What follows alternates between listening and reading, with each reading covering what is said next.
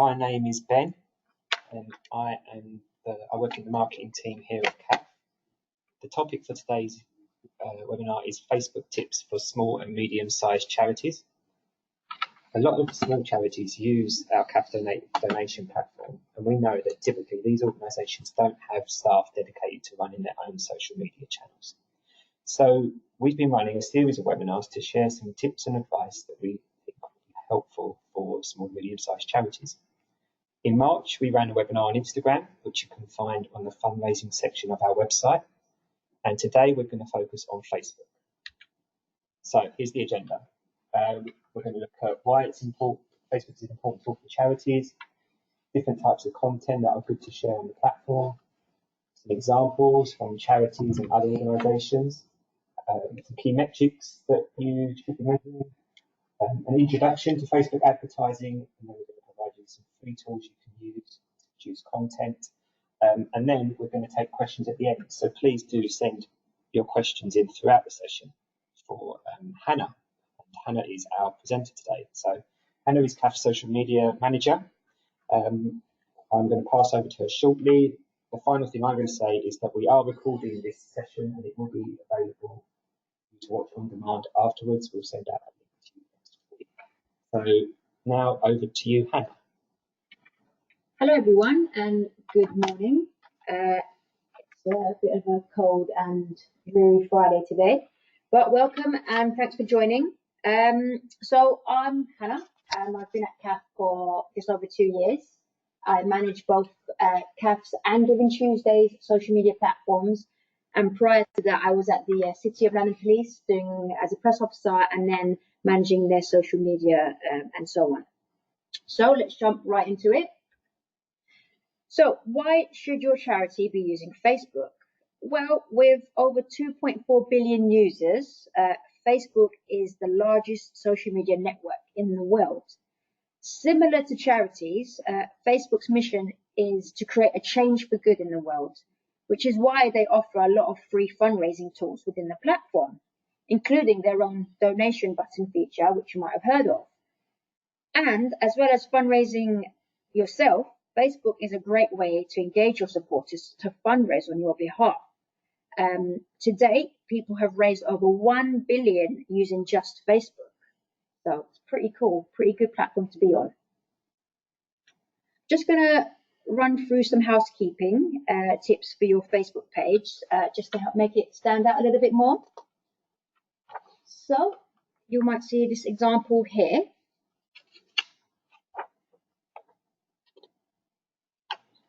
Sorry, one moment. So your cover photo at the very top of your page is by far the most important element of your Facebook page.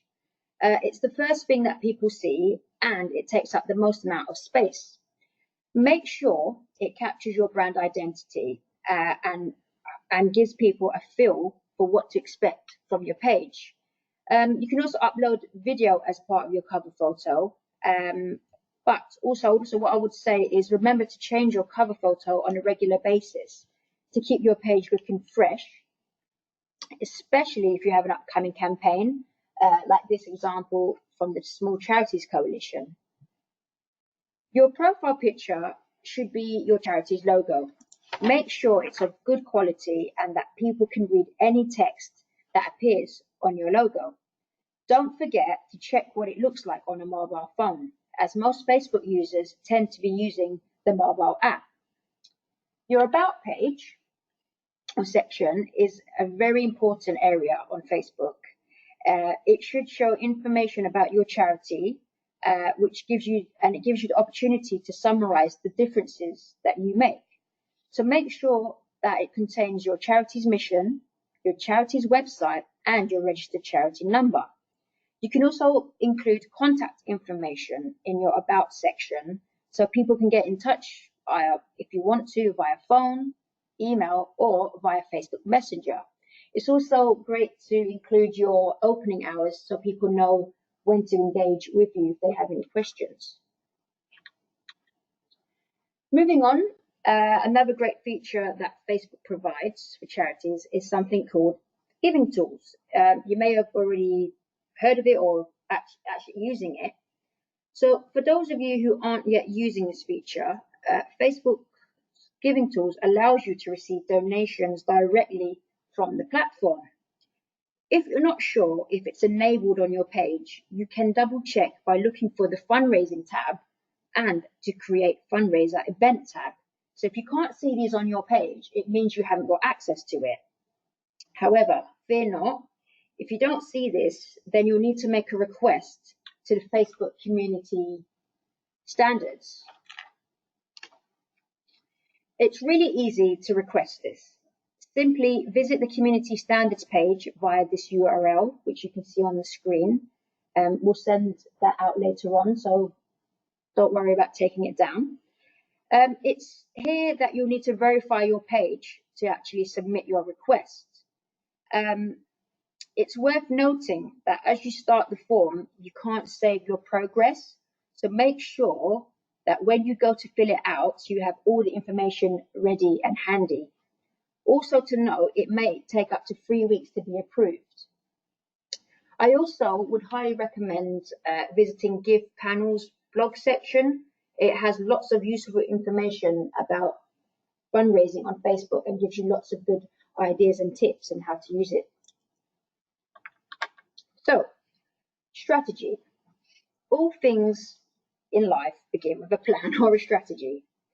The word strategy can sometimes be scary, but it doesn't have to be. It's key to your charity's priorities and will make life easier when using Facebook.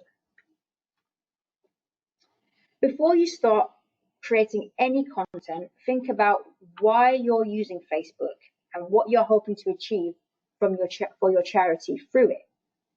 Think about who are your audiences and what would they like to see on your page? And how will you assess that Facebook is a good tool for you and your charity? What does success look like? For you, it might be increasing the number of followers or donations, or do you see your followers actively engaging with your content as your biggest indicators of success? Maybe it's a combination of all three, which in this case, I think it is. I'll be looking at how to measure success a little bit later on. So before we move on, I'm just going to do a quick poll. If you could just please select a relevant answer, just to give us an indication of how you guys are using Facebook and why you're using it.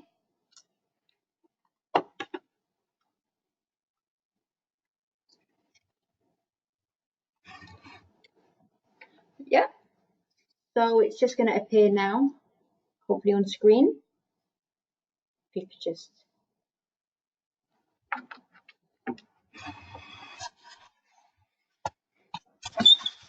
Sorry, we're just having a slight technical issue with the poll.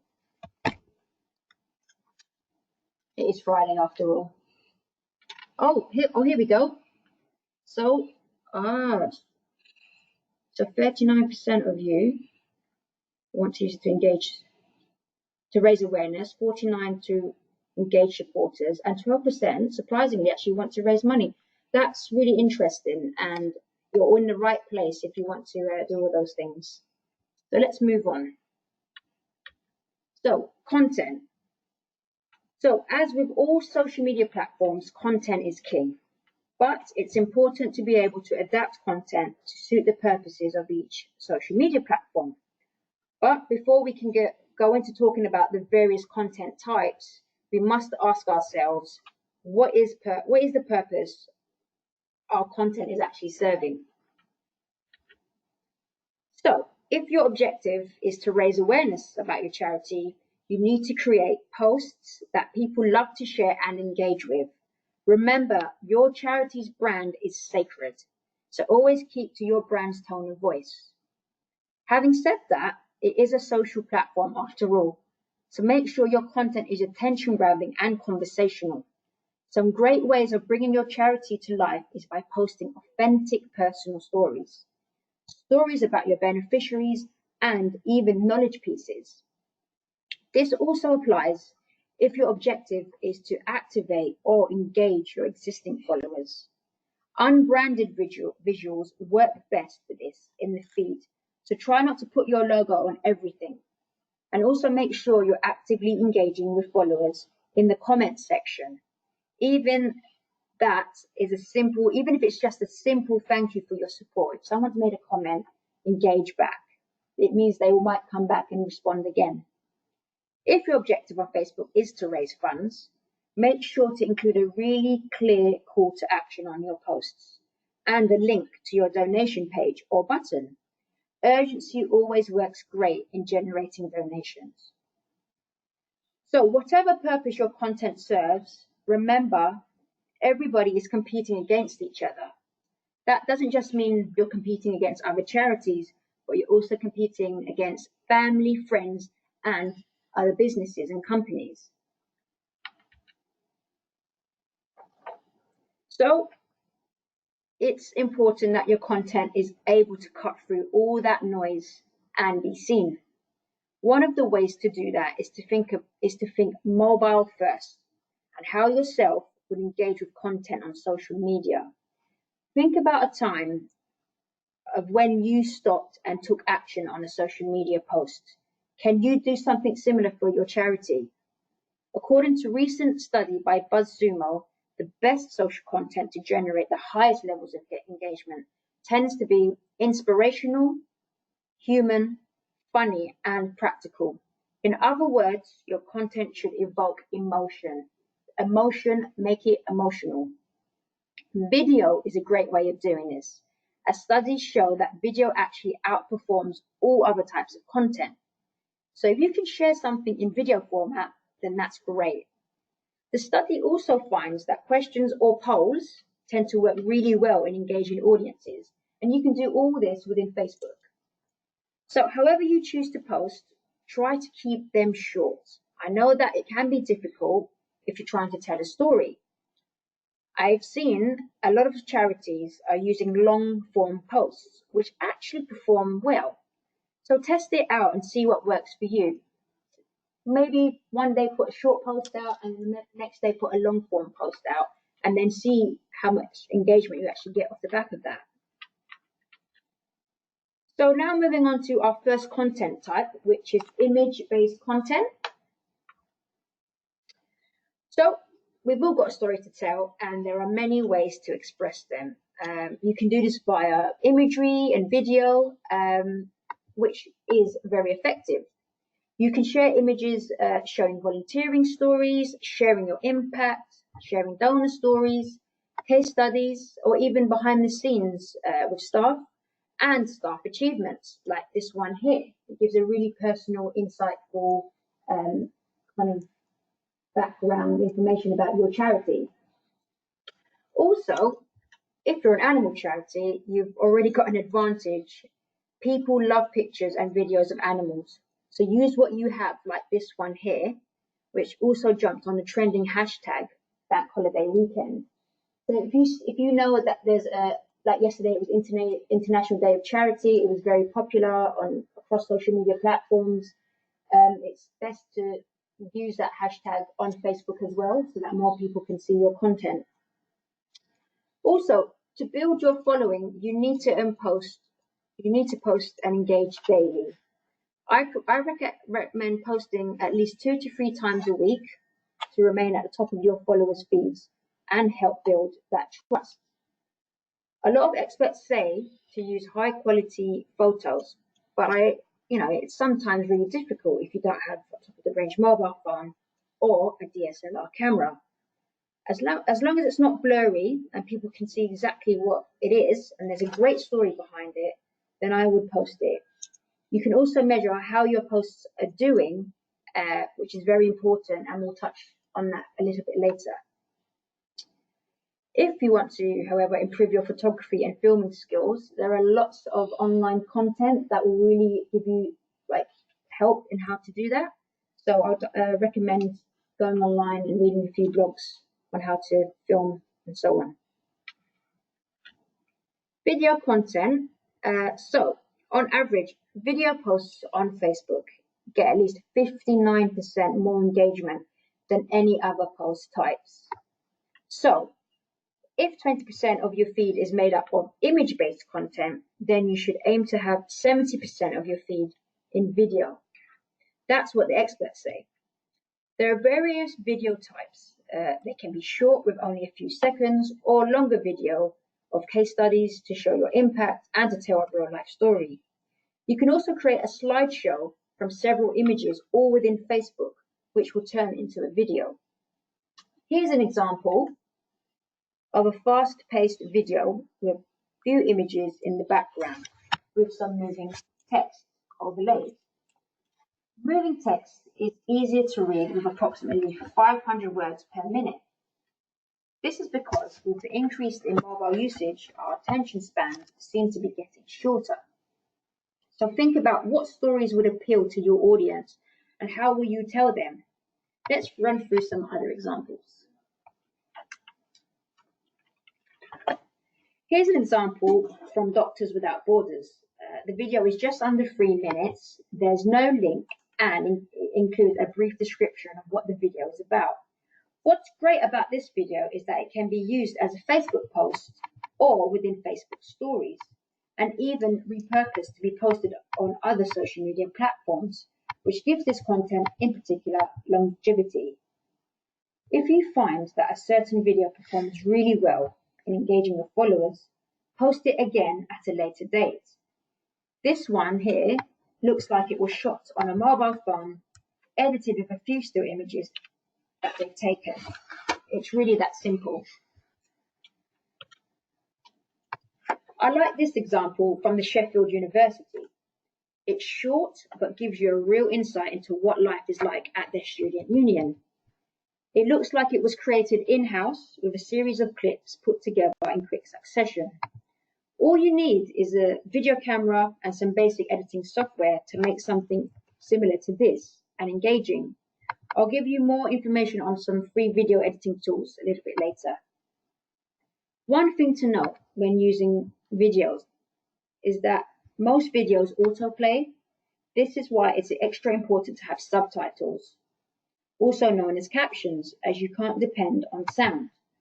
Plus, when uploading videos, make sure to do so natively to keep followers on your page for longer. This means that you upload the video directly to Facebook instead of using a link to your YouTube or Vimeo. A good thing about Facebook, if you upload a video natively, is that Facebook can automatically generate captions for the video, which you can also edit to make sure it's accurate. This will save you time on having to write your own captions. So, other types of content. So other than images and videos, there are other types of content you can post on Facebook to engage your audience in different ways. One good way to engage your audience is by using the Facebook Stories feature. Stories is effectively another news feed, but one that relies on visual rather than written information. It adds new filters and effects to the camera and requires you to select story section, rather than just posting to Facebook as you normally would. Facebook are actually really keen on this feature at the moment and want you to use them as often as possible. It's much more visual. It's another very good way of sharing visual content, and it gives some pretty cool ways of jazzing up your photos and videos. Also to bear in mind is that stories only appear for 24 hours from the time you posted them.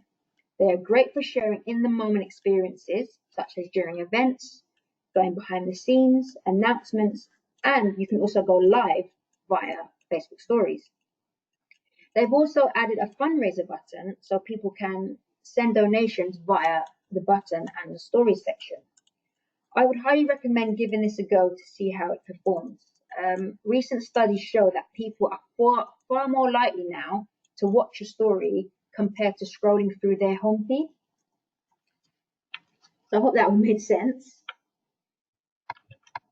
Live streaming is also another way to engage your audiences in the moment.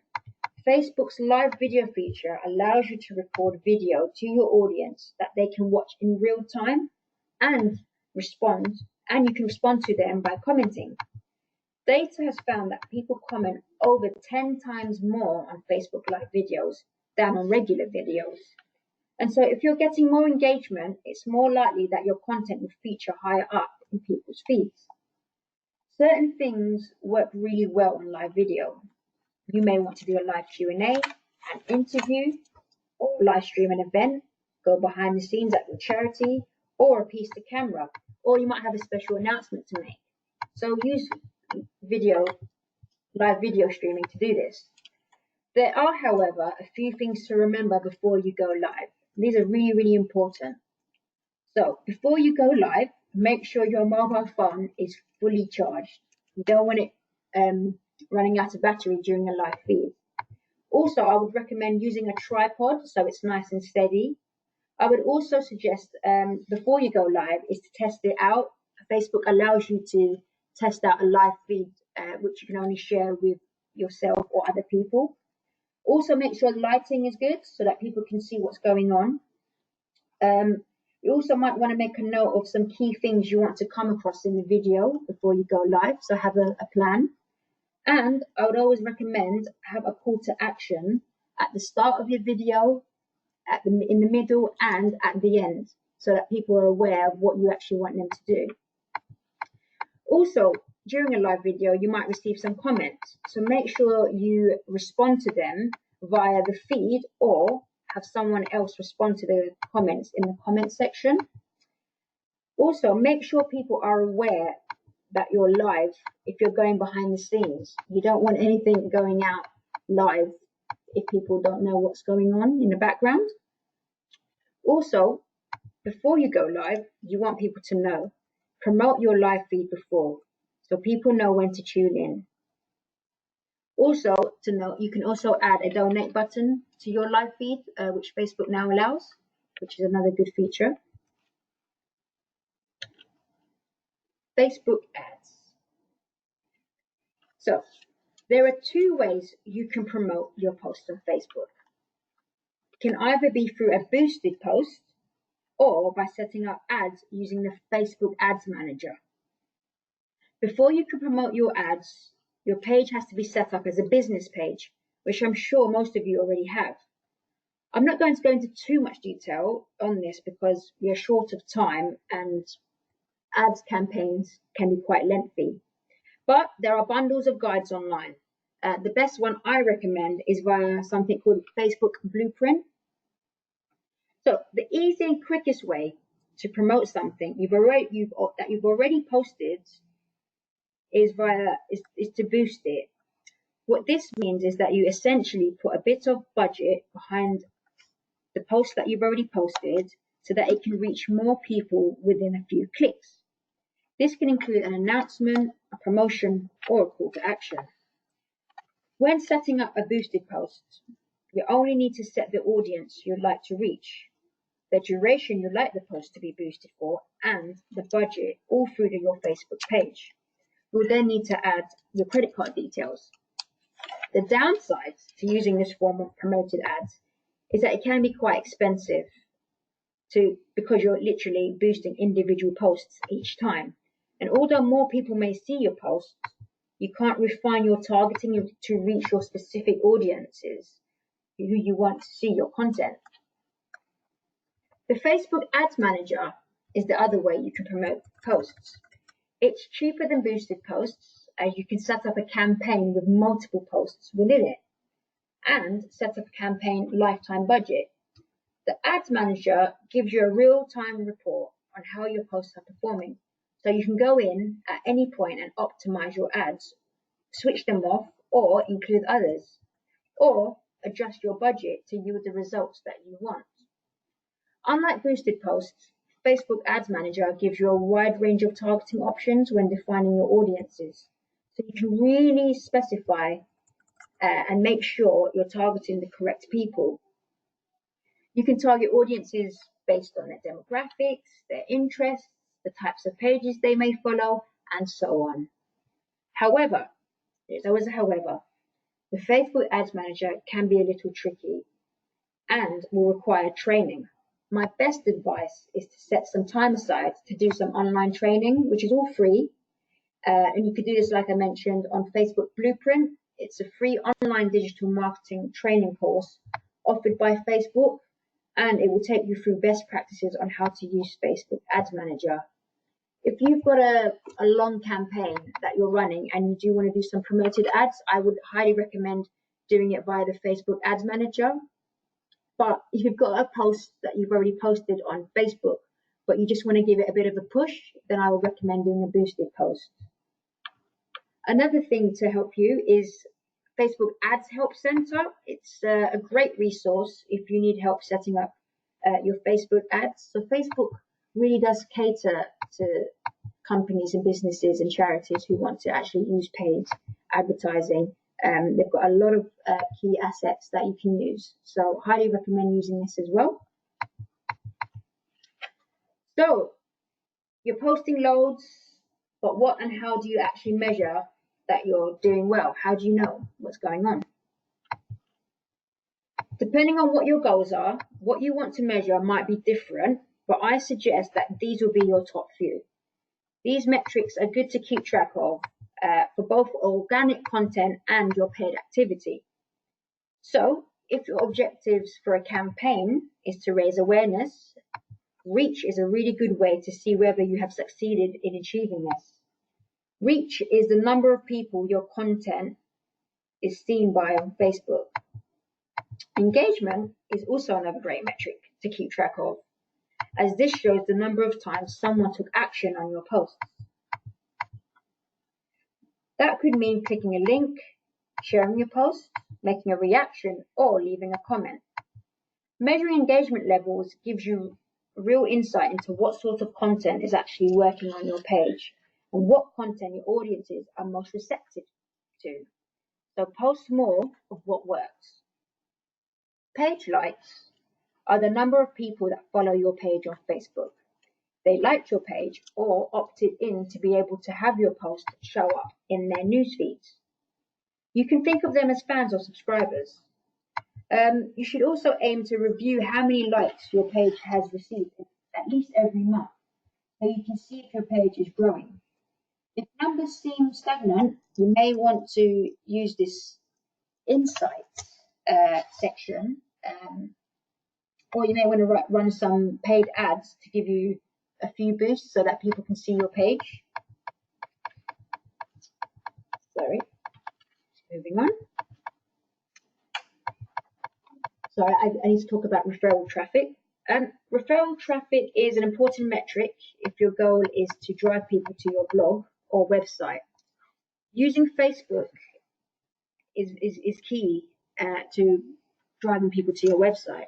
A lot of charities tend to have a specific landing page on their websites for awareness raising or their fundraising campaigns. So measuring referral traffic is a good indicator to see if Facebook is a channel worth investing in to drive traffic to your campaigns. Video views, it allows you to measure the number of times a video has been played and for how long. This will help you decide whether you should use longer or short form video in the future. The most common way to see how your page and content is performing is through the Insights, which is a tab at the top of your page. You can also download Excel spreadsheets for a specific date range and delve in deeper to see how each of your posts perform. So this moves us on nicely to tips and tools.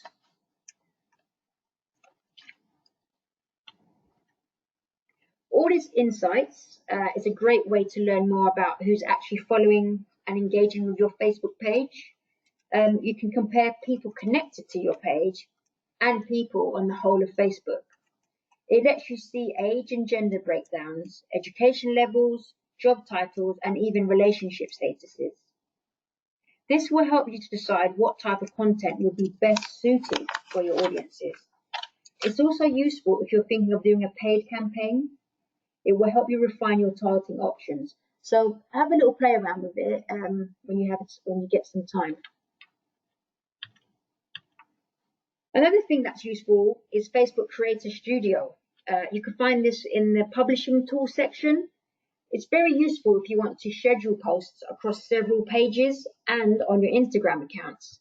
And it gives you a real quick glance on how your posts are performing. However, it only looks at performance from the last 7 days, and 28 days. I use it now every day, and I find it very user friendly. And you can also manage all of your inboxes in one place. So yeah, give it a go and have a look. Facebook Ads Library. I'm not sure if many people have heard of this. I'm just going to play this video to show you how it works. You can use this tool to search literally all ads that are running across Facebook. You can see how other charities are advertising on Facebook to give you an idea and what you're up against. This example from one of the big charities, Cancer Research UK, you literally type in the name of the page and it will bring up all of the ads that are currently running. You can see they have several types and are targeting different audiences with different ad types. You can search not just charities, but you can search any page on Facebook to see what ads they're running. So I would definitely take a look at this.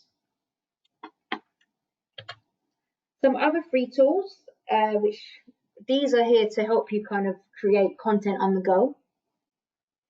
Giphycam, it lets you create GIFs from your images, which you can also use on your Twitter account. So you can upload a series of images and it will create a fast kind of moving GIF, which you can use on Facebook or Twitter.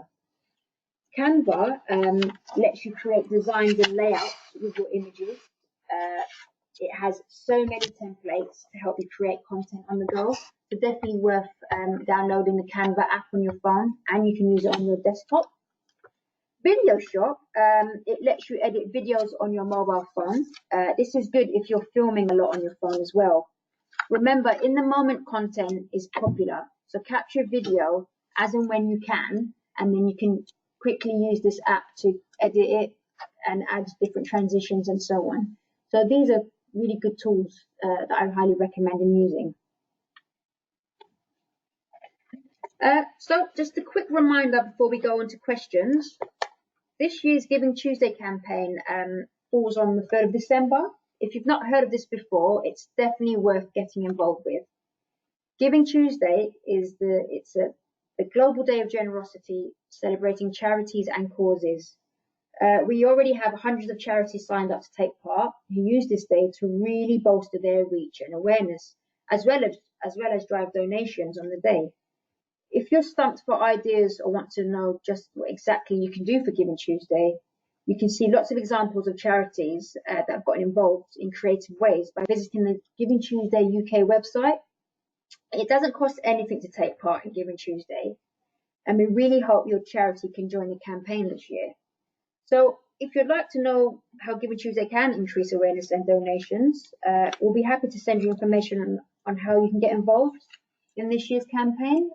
So go and check it out. So that brings us to the end.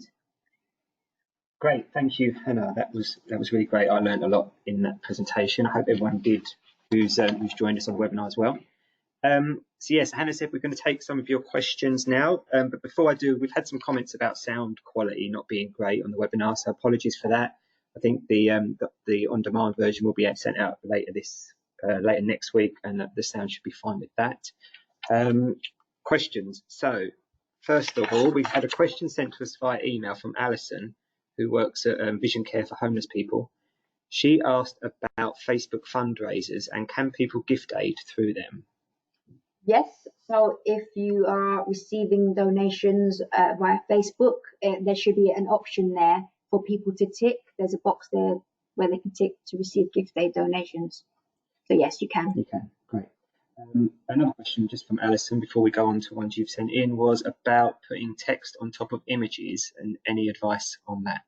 Yes, so Facebook are quite strict with text on images, especially for if you're using them as part of your paid campaigns. Their rule is if you've got an image, you can only have 20% of text on that image. If it's any more than that, then you will be penalized. So if you want to put text on images, I would just recommend just a few words to maybe highlight your campaign or your call to action.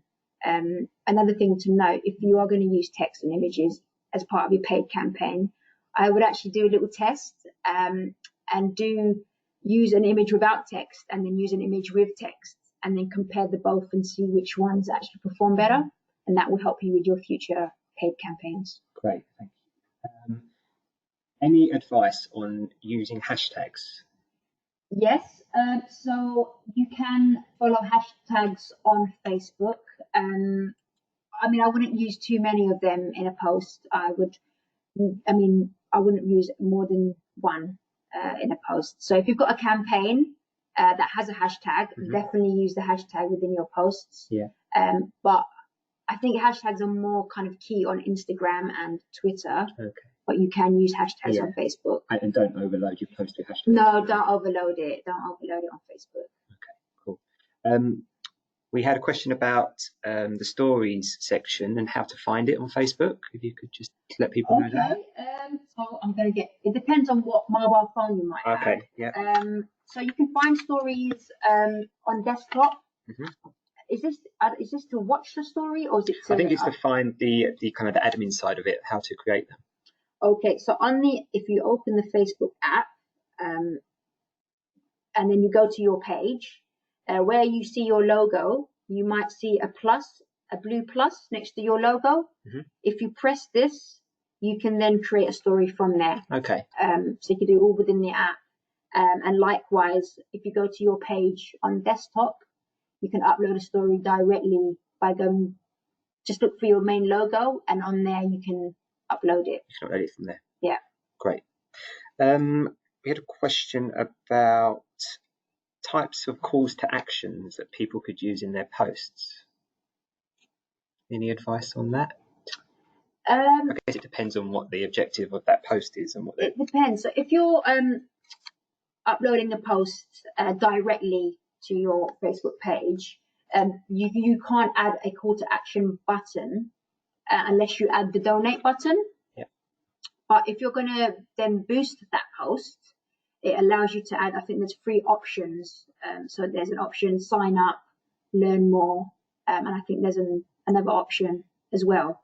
So if you're boosting a post, you can add buttons, but if it's organically, you can't add a button. No. I would make your call to action, put it quite high up in your post and just put it in as part of your text on your post. Yeah.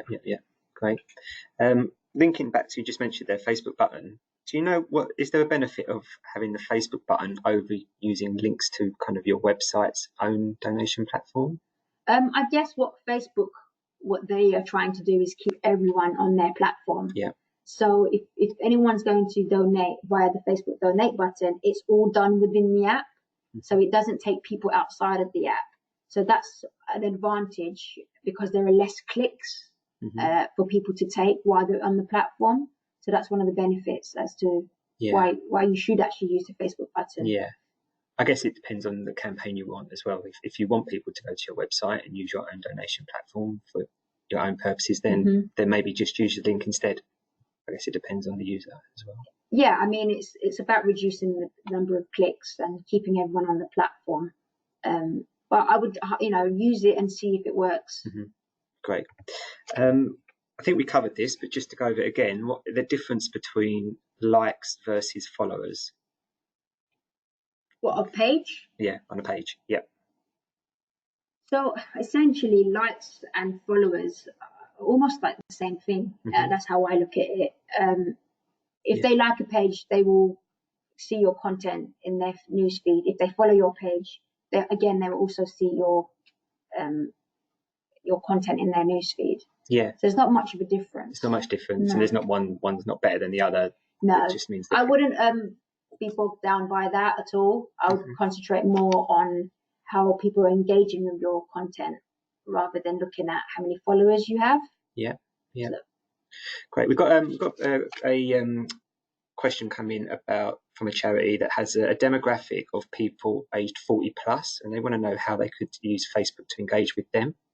Any tips? So if you want to increase your reach for specific targeted audiences, the best way to do that is obviously via a paid campaign. You can either, again, use a boosted post, so you can actually put an age range in, or you can use Facebook Ads Manager, where you can really knuckle down on who you want to target. So you may want to target 40 plus in a particular area that have particular interests. So that would probably be the best way to do that. Or another way is Facebook has lots of different groups as well. It's just going in and having a look around and see what groups are out there. And then you may want to join them and then promote your content in there as well. Yeah. But that's a whole nother section. No time to cover that today. So next question, rattling through these. Next one is about any advice or recommendations for how much you should spend on ads?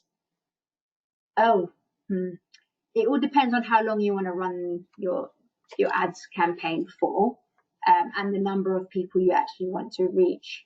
So if you have a target in mind, which is best practice, then you will know how much kind of money to put behind it. But I mean, again, it depends on how many people you want to reach. It's really hard to put a number on it. Yeah, it depends on your budget, I suppose, as well. Depends on your budget. I would just work to your budgets. Yeah. And just and testing it out, really. Testing it out. Testing. Yeah. We had a question on video length and kind of ideal length of videos. Yes. So I guess it all depends on what you're trying to say. Long form video is actually quite popular at the moment on Facebook. There's been suggestions that 10 minutes or longer has been quite good recently. But short form also, if you want to make some noise and some awareness, then I would use short form. But if you want people to kind of engage and do something, then you should use longer form video to tell the story, to give that kind of insight into your charity. Yeah. So, yeah. We've going back to the gift aid question we did as well. We had someone's put in that Facebook don't actually claim the gift aid for the charities; they just simply give you the information of your donors. So that's something to note for people out there who's using the Facebook button. And another question we've got is, what is the commission on donations via Facebook? Oh, it's free. Yeah, it is. I think there's no commission on Facebook donations. I think they introduced that. Next question we've got, just flicking through them, was about, it's not necessarily down just for Facebook, but about rights on images, and when you post an image, who owns the rights to that image? So if you post an image to any platform, I guess that platform then owns it. But I would have a look online and read their policy. Yeah. But majority of the time, if you've uploaded it to the platform, then they take ownership, as well as obviously you as well. Yeah, and I think with GDPR, if you're uploading pictures of any beneficiaries, you need to get permission from them as well. I think that's GDPR requirement as well. I think we're kind of getting through all of the questions here. These are. What about we talked about post frequency. Do you think posting too frequently can put supporters off? Yes, sometimes. If you post all the time, people might get bored of seeing your posts. So that's why I recommend 2 to 3 times a week or once a day. Yeah. Again, in the insight section, you can actually see when your page followers are actually engaging with your content. And also think about when people are at work, on lunch, when they're going home or commuting home, they might be the best times to post your content. So it's trying to get into people's heads and seeing how they behave. Yeah. And I guess it all depends on what kind of charity you are as well.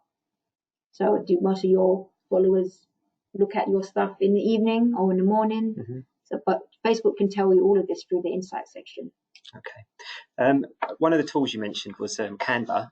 So people have asked, is Canva a free to use tool? Yeah. Yes, Canva is free. We use it here at CAF. Yeah, we do. It's very useful. You can literally, if you upload an image, it can create different sizes for the different platforms. So have a little play around with it. There's also an app you can get on your phone. But I think you can upgrade. There is a payment side to it as well. But you don't for need more that. advanced features. Yeah, you don't need that. As Hannah says, we use it a lot here at CAF, and it's so user friendly. So I'd really recommend that. I think we're actually coming to the end now. It's sped by those 45 minutes. So I want to just reiterate that we have recorded this session. So the slides, the audio will be made available to everyone who's registered next week. We will email you out that. I want to say thanks to Hannah and thank you to everyone for joining us, and thank you for your questions. When this webinar finishes, a survey will pop up automatically. We'll just ask you for some feedback on the session and any ideas you've got for future sessions. We've already had a couple of people asking if we're going to do one on Twitter in the future, so maybe that's an idea for us. I hope you enjoyed it. I hope you got a lot out of the session. Enjoy your Friday, the rest of your Friday. Enjoy your weekend, and thank you very much. Bye-bye.